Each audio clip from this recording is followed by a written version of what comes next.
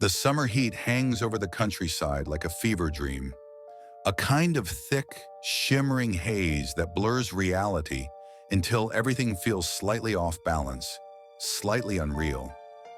And in the center of that heavy, unmoving season stands a young girl named Alice, 14 years old, suspended in that quiet and unsettling gap between childhood and adulthood. She moves through her days with the uneasy feeling of someone watching her own life from the outside. Nothing dramatic happens in this small French town.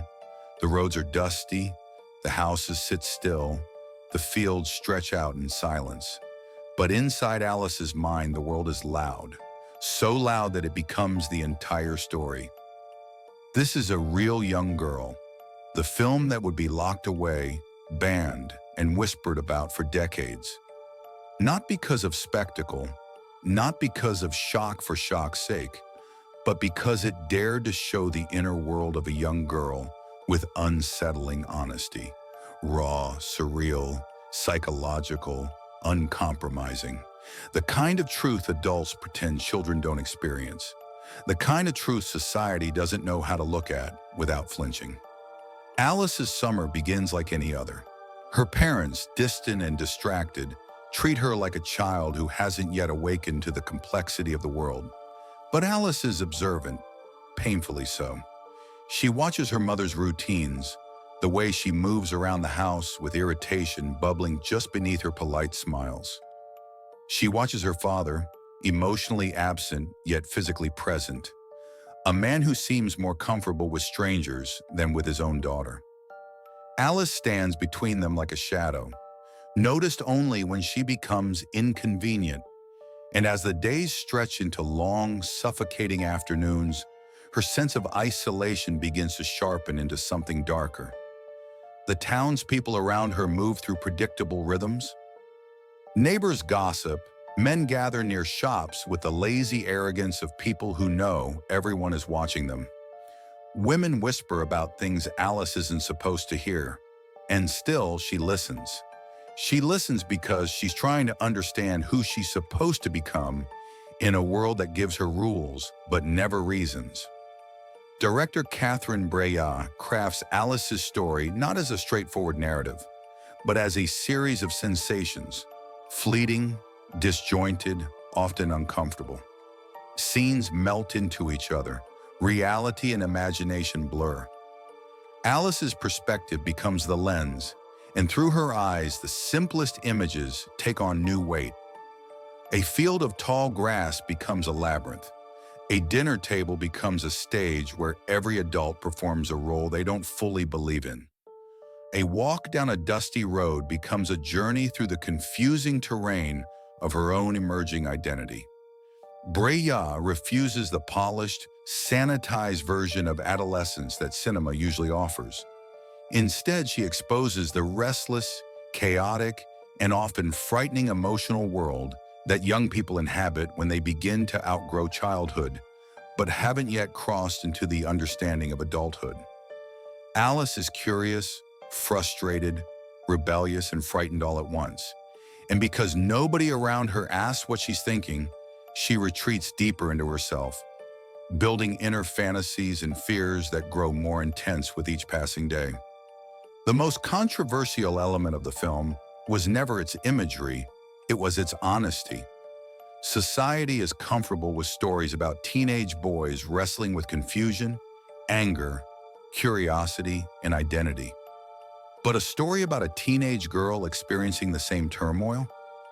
That became taboo. Censors accused the film of obscenity, misunderstanding, or perhaps deliberately avoiding the fact that breillat wasn't showing exploitation at all. She was showing perception, thoughts, fear, imagination, the internal monologue of a young girl trying to decode a world that treats her body as something to control while ignoring her mind entirely. Throughout the film, Alice's emotional restlessness intensifies. She observes adults behaving in ways she doesn't understand, and the disconnect leaves her feeling alien, almost invisible. Her mother's sharp comments, her father's indifference, the town's gossiping judgment. It all builds a psychological cage around her. She wants to be seen, but not judged. She wants independence, but also guidance. She wants answers, but the adults around her are too uncomfortable to give them. Breillat uses surreal imagery to express Alice's confusion. Symbolic sequences steeped in metaphor rather than literal reality. Mud, insects, water, fabric, and shadows become recurring motifs. They represent transformation, decay, innocence, and containment. These aren't images meant to shock. They're meant to communicate things Alice can't put into words: disgust, curiosity, fear, rebellion. Adolescence becomes a horror film not because of monsters, but because of identity. As the film progresses, Alice's loneliness deepens. She becomes hyper-aware of how adults view her. Some treat her like a child, others look at her with discomfort, as if they can sense she's beginning to understand more than she should.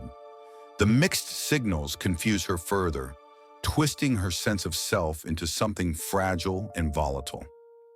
Breillat portrays this confusion without exploitation, only raw psychological vulnerability. The controversy surrounding A Real Young Girl grew because audiences and censors fixated on what they thought they were seeing, instead of what the film was actually saying. They missed the point. They saw a dangerous film where Breillat had crafted a deeply feminist one. They saw risk where Breillat had crafted reflection.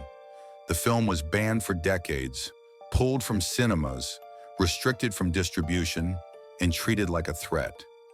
But the real threat was its truth. The uncomfortable truth that adolescence is not a soft, clean transition. It is messy, emotional, filled with fear and curiosity adults prefer not to revisit. Eventually, after years in the shadows, A Real Young Girl returned, reevaluated not as exploitation, but as a groundbreaking, taboo-breaking psychological exploration of girlhood from the perspective of the girl herself. Modern critics recognized its bravery. Film scholars embraced its unique gaze.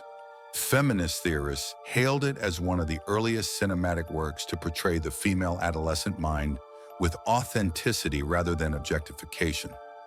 What we learn from A Real Young Girl is not about sexuality, it's about identity, about how dangerous it is when a society infantilizes girls while simultaneously imposing judgment on them, about how silence becomes a form of violence, about how young people often build their understanding of the world on incomplete information simply because adults are too uncomfortable to speak honestly. Alice's summer ends the same way it began, not with a dramatic moment, but with an internal shift only she can feel. She doesn't have answers. She doesn't have closure, but she has knowledge, frightening, imperfect, confusing, and necessary. The kind that marks the true beginning of adulthood. And that is what makes A Real Young Girl unforgettable. It isn't a story about explicit acts. It's a story about the psychological thunderstorm of becoming a person in a world that expects you to understand rules no one is willing to explain.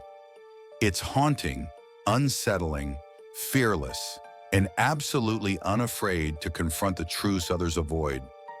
And long after the credits fade, Alice's restless, searching eyes stay with you, reminding you of the strange, uncertain, transformative journey every young person must walk alone.